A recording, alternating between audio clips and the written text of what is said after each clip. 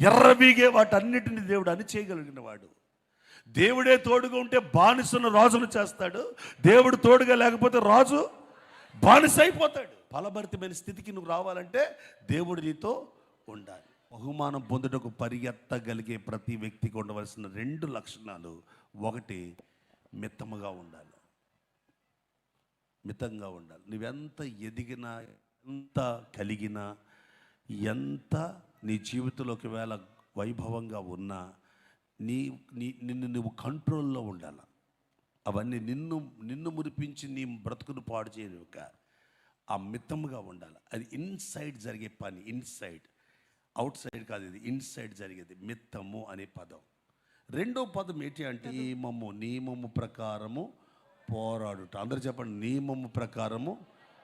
ఒకటి మితము, ఇన్సైడ్, నిన్ను నీవు లోపల కట్టేది. బయట, అవుట్ సైడ్ నియమము.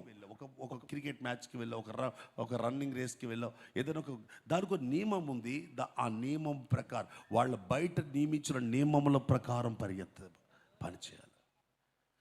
క్రైస్తవ జీవితంలో ఇన్సైడ్ ఒక క్రమం ఉంది, అవుట్ సైడ్ ఒక క్రమం ఉంది. బహుమానం కావాలనుకునే వారి జీవితంలో ఇన్సైడ్ ఉండవలసింది మితము, అవుట్ సైడ్ ఉండవలసింది నియమము.